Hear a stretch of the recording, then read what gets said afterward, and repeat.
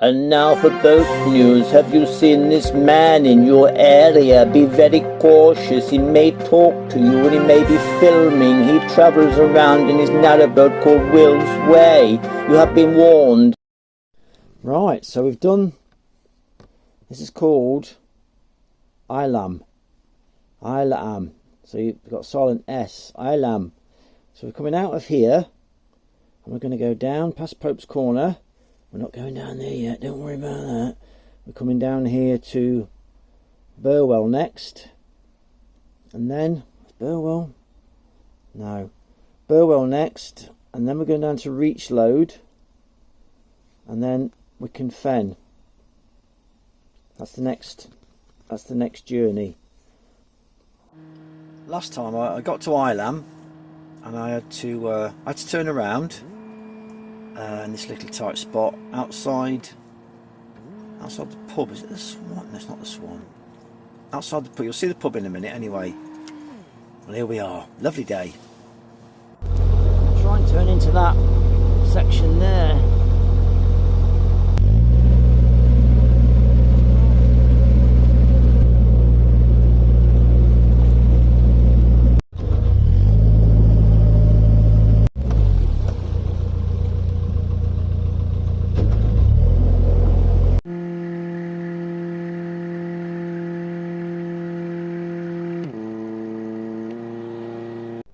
I think this is the end of the road now. I don't want to go any further anyway, it's just getting narrower and narrower and weedier and weedier. It's not worth the risk. The flow is picked up now as well there, not as it gets narrower, it gets shallower. Nice and cool under the bridge. Stay here for an hour or so and then I'm going to get going. Find some wild mooring somewhere. Look at these right next to my boat. Oh, you beauty, right, they're mine. They are mine. Let's get my tub. I've got my strawberry tub. That'll do. There's a strawberry left in there. I've got my stick. Me grab a stick. Let's go and get some blackberries. Them beauties are nice, aren't they? Wow, juices. Get as many as I can. Because they're going to be finished soon, aren't they? This is the end of August now. September, God, I can't quite reach them at the back.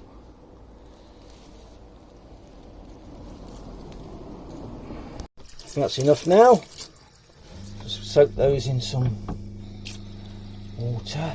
Look at the flow out there, look. See how fast it's flowing. Wow. That's why it's so hard getting up. It should be easy getting back then. Well, I started cruising this morning about, could be 8:30, 8 o'clock. I know I started early. I've been cruising till now. Stopped for a bit of lunch, 20 minutes. So it's been a good day. Really lovely, lovely, lovely river. This is it as far as I can go, I think. I'm just going to pop down that road there to have a look, and then get back on the old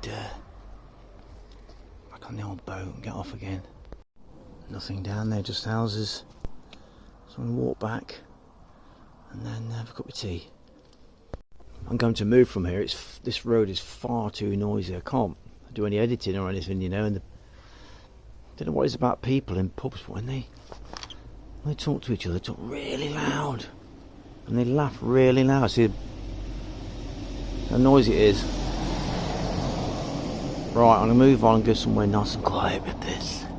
It's a bit different going back down. Actually, going down with the flow. Look at those rays coming out of there. Can you see them? I'm not quite sure if you can. Completely different steering going down. Getting around the corners is a lot harder. Around the bends.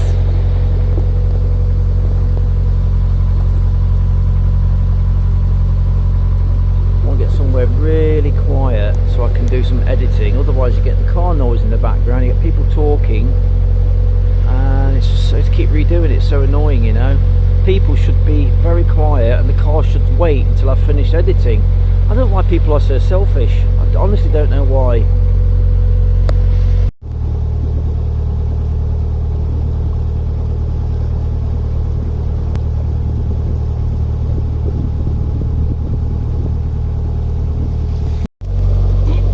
Lovely investment that, isn't it? Lovely property to invest in. All that land.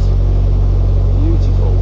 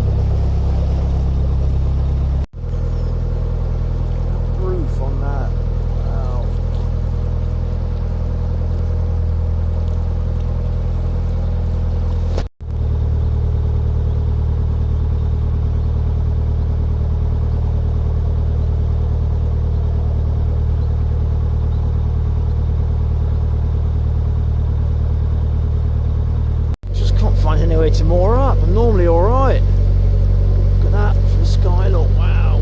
Beautiful, isn't it?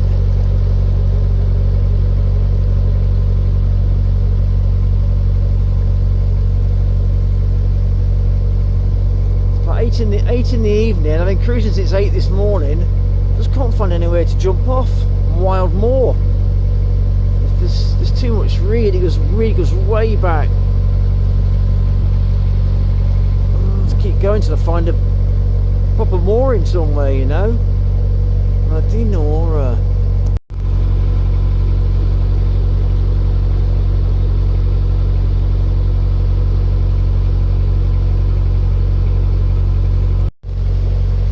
It's starting to get dark now. I've got to look at some moorings. I'm going to get these moorings here. Oh, brilliant.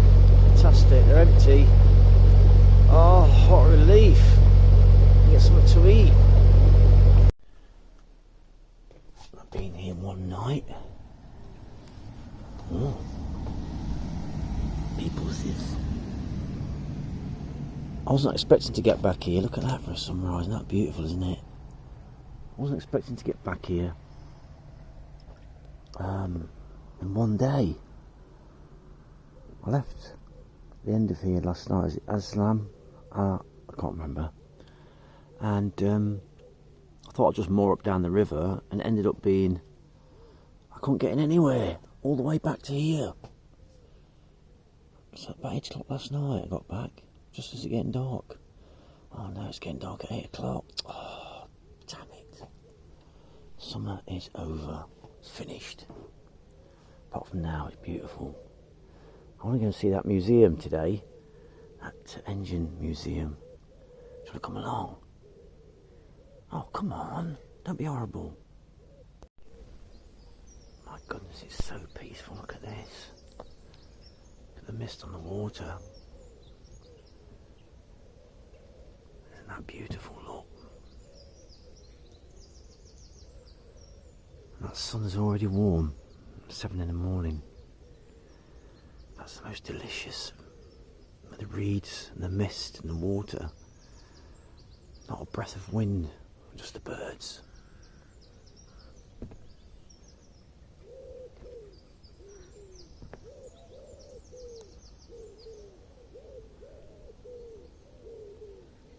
Oh, it's just magic.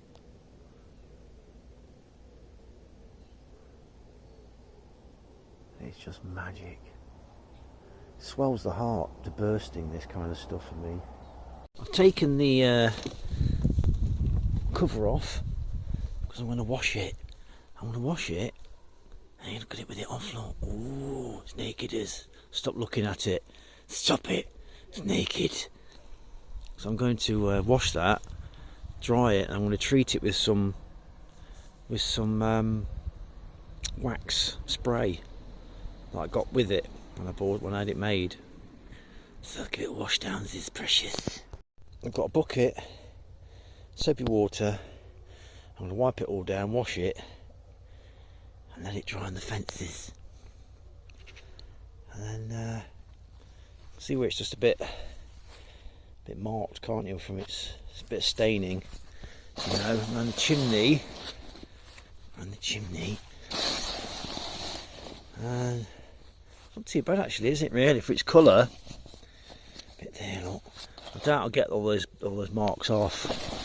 And inside's a little bit. Ooh, look at that. I might have to get a thicker scrubbing brush. That's where the chimney is. I'll have to get a thicker scrubbing brush on that. Right, let's crack on.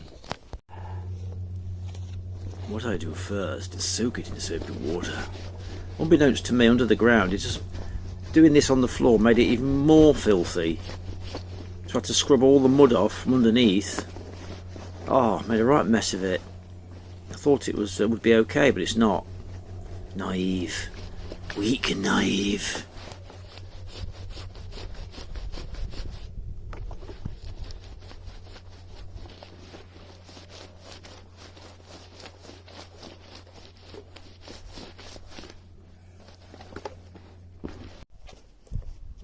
Now I've hung it up, I've realised it's covered in muddy stains now, so I'm going to have to wash all the muddy stains off. So I've just doubled the work up, fair enough. Just doubled all the work up, look. So I'm scrubbing all the mud off now from the floor. Oh, hey, life. Wonderful, isn't it? Let it drip dry. And turn it over. Hopefully the sun comes out and dries everything out. Annoyance alert, don't wash stuff on the floor where there's mud. I had to do it again. Anyway, hopefully when it's dry I'll treat it with some wax, oil, fluid stuff thing. While I'm at it, I thought while it's all off I might as well scrub everything down. Come on, scrub it harder than that. That's a bit of a weak scrub, isn't it? Scrub it all down and then clean everything while it's all exposed in its nakedness. Oh dear, eh?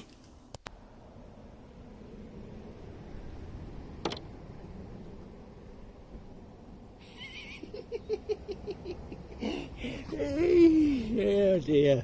Oh no. I've turned into one of those boaters, you know what they're like? They moor up and then they get all their gear out and take over the place for 2 weeks, don't they? Oh no, I've turned into one of those. No, I've just put some soil in my plant because the best soil is the molehill, somebody told me, molehill soil. I've just put some soil in the plant and watered it. So he thought, right, washing's out drying, that's drying. Pole was for my phone mast. Brush drying, bucket going back. And that's all the bits and bobs I need. Oh, and rag on the roof. Put it away. Fish rag. Ugh. Well, it's very rare you see these goosey ganders, isn't it? Alright, spitting. It's very rare you see these. You're thinking, hello. Hello, mate. Beautiful. Beautiful grey eyes, blue eyes. Haven't you? Is he still there? Is he still there? That's all he is. Can't see. He's still there. You still there? Hello, mate. Oh, I've got him some bread now. He's waiting. There's a big shoal of rudd right outside my boat, and I thought, oh, let's get the underwater camera out. Let's get the diver out and send him underwater. There he is, look, watching the fishes.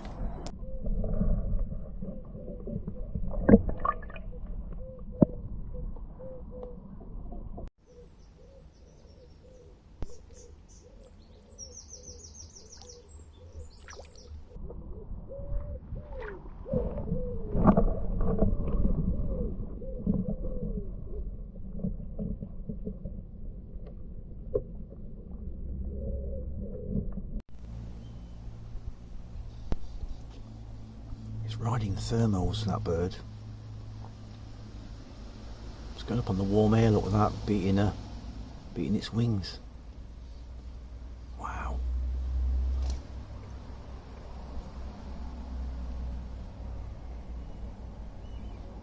You can hear it calling.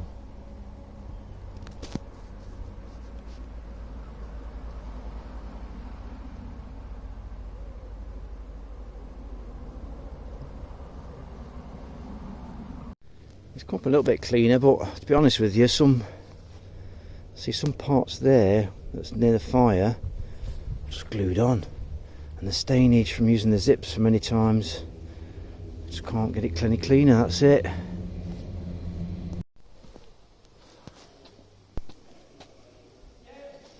Forecast: if the stone is wet, it's raining. Is dry, not raining. Stone test. Oh, if it's white on top, it's snowing. Oh, very clever. I've just snapped it. Oh God, look. Let me tie it. These little things, like PM 380.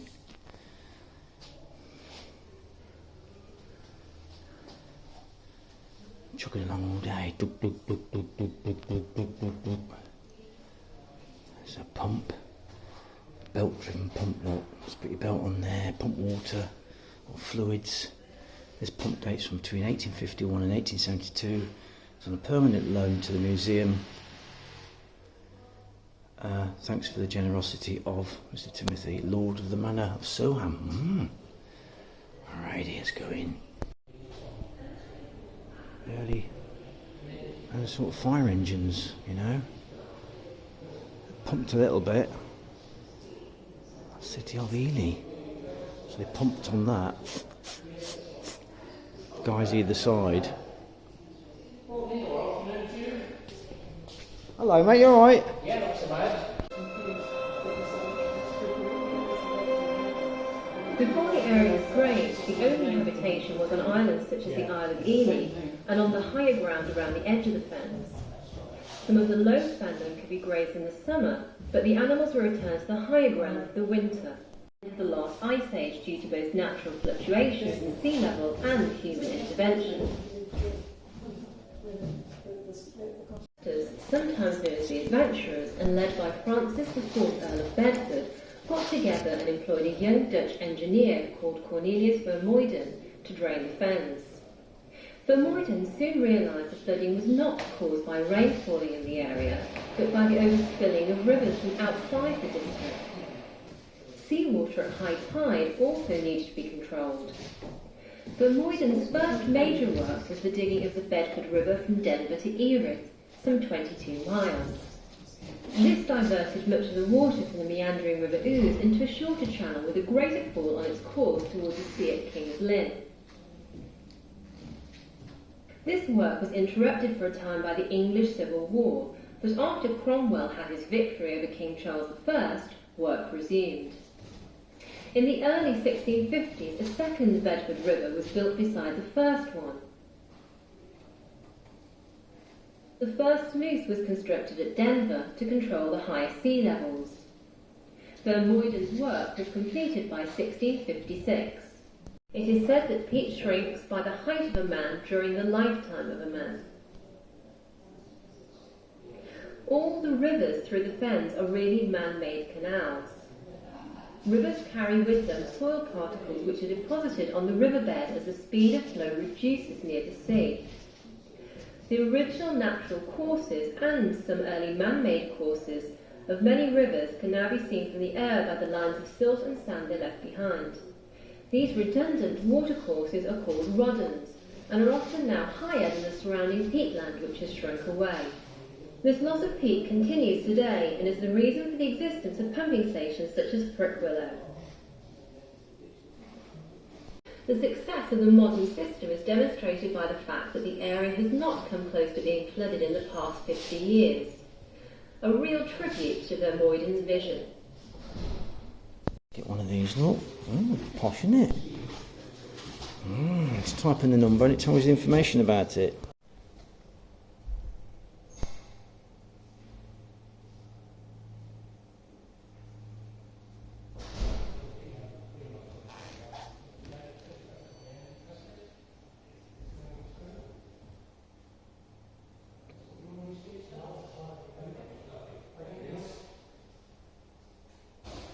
These windmills were the original pumps to pump out the fens. Drainage and wind pumps. Wow. It's really fascinating actually. Oh, look at this, that's beautiful, isn't it? 3-cylinder. Can you imagine that in your boat? Crikey. Massive tappets on top. Humongous crank on it. And look at that flywheel. Whew. Wow. It's a diesel. These are diesel and steam. They're introduced later on. This is an Allen 3 S60 3-cylinder. Engine was used at 10 Mile Bank until the mid-1970s and then kept on standby. The engine was a special order with contra-rotation of the crankshaft, so it spins the other way rather than that way, is it? To suit the location in which it was to be installed. It is a conventional 4-stroke engine using compressed air to start with extra push rods and rocker operating the start valves on the 2 cylinders nearest the flywheel. There's those here, look. See those starting valves? Boom shaka. So you spin it, it goes, and you open those valves up. Or close those valves. Wait a minute. It's a conventional 4-stroke engine using compressed air. Yeah, it must close those valves. So you open the valves to, like decompressors. So open the valves to turn the engine over and shut them when it fires to get the compression up. The large engines in the collection were assembled from single-cylinder units mounted in line. This one, however, has one massive casting to form the 3 cylinders. The large flywheel is required to store sufficient energy to keep the engine turning on the exhaust stroke of the piston. Since a 4-stroke engine, each cylinder fires on every second rotation of the crankshaft. This is larger than the flywheel required on 2-stroke engines, in which each cylinder fires on every rotation of the crankshaft. So running like that, you know. The fuel is injected under pressure and inlet air naturally aspirated, so it's air goes naturally in through the air induction. In a similar way to most modern diesel engines, this engine was acquired by the museum in 1989 and restoration was completed in 2007 to coincide with our Silver Jubilee rippers. 2-cylinder, and you got the fire. Fire there, heating the cylinders up so it'd fire. I had to do that some of the lorries on tarmacking years ago. Now that's a flywheel. That's a flywheel, rippers. You can't beat a good engine. Look at the tappets on top, look. Massive things. It's too big to 2-part, look. Beautiful old engines. Yeah, old engines, they're boring. Yeah, but you sitting there now at home, it's because of these engines that you're alive and you've got all the modern engines in your cars and stuff, you know.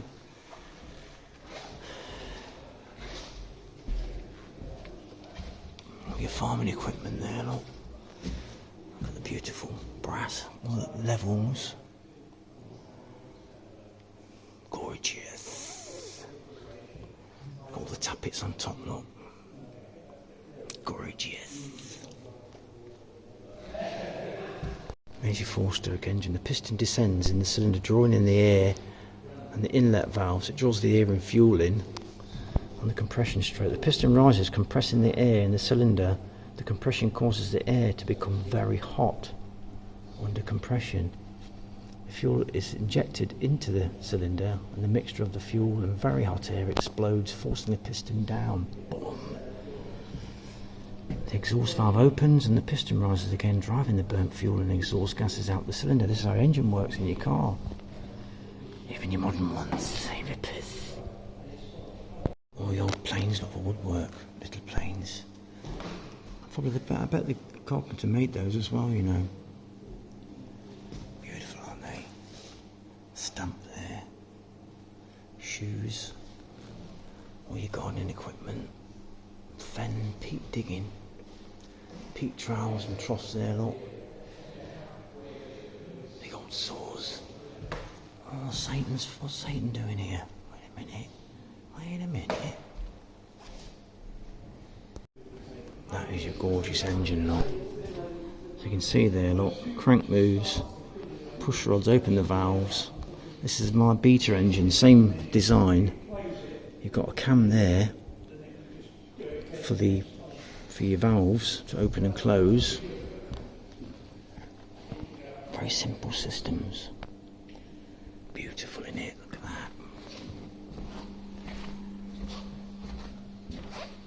Very, very similar to my engine. You've got your injectors that inject the fuel into this cylinder. Bang! You know, it pushes you along. This is out of a car, the looks of it. Air cooled. Well, it's water cooled, but it's got a fan to blow through the radiator. Rippers. Wow. Now that is a piece of engineering. I've got to cast that. Get the water pumps from there. What's that? This is 11-foot difference up to the top of this. The water's 11 foot higher than these drains, and the sea's 30 foot higher, I think he said. And these fens, wow. So the farmland around is below mean sea level.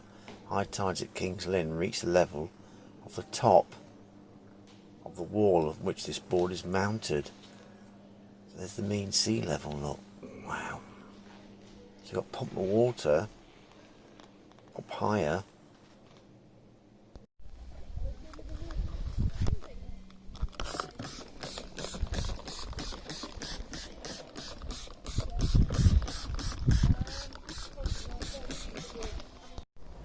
Put it back on. It's got to finish that side. Then I'll just go around spraying it all, especially the joins and all the stitching in the weak points, you know, where it all touches everything. I think I'll do it a section at a time. So that section there, get the old squirties. Take attention to the stitching because it's going to rot in it if you don't. This is like a very, very waxy, greasy solution, you know. Just go along there and do all that and then report back. On that section, and you can see it start to dry pretty rapidly. So I want to finish this section here next. I'm running out of, got that much left and a bit in the bottle. So I've got to be careful. It's these sections here that's touching. They're going to take all the stick, aren't they? These joints, these seams here.